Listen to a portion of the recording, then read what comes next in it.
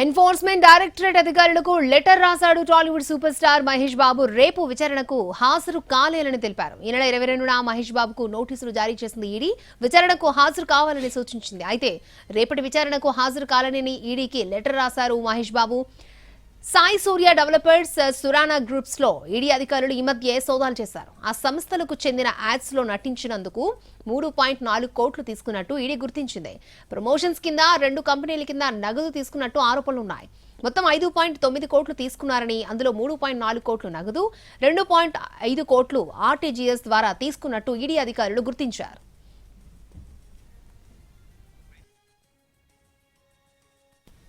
Right, enforcement directorate అధికారులకు letter రాశారు Tollywood super star Mahesh Babu. రేపు విచారణకు హాజరు కాలేనని తెలిపారు. రైట్, పూర్తి డీటెయిల్స్ తెలుసుకుందాం. మా ప్రతినిధి crime input editor Ramesh Vaitla అందుబాటులో ఉన్నారు. రమేష్ వైట్ల,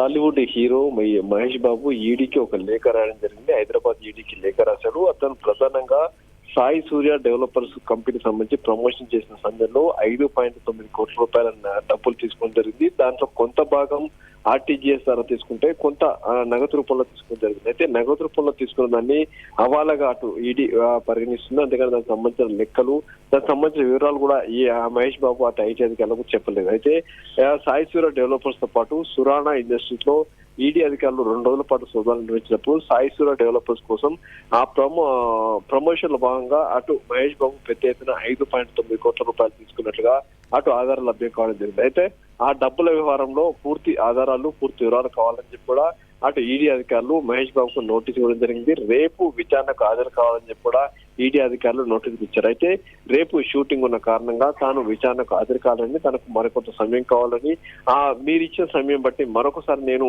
ఈడీ హాజరై పూర్తి వివరాలు అందజేస్తారని చెప్పి కూడా మహేష్ బాబు ఈడీ అధికారులు కోరడం జరిగింది. అయితే ఈ మేరకు ఈడీ అధికారులు కూడా అంగీకరించడం జరిగింది.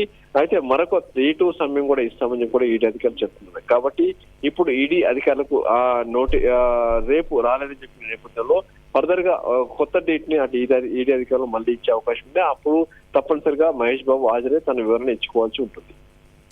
ఓకే రమేష్.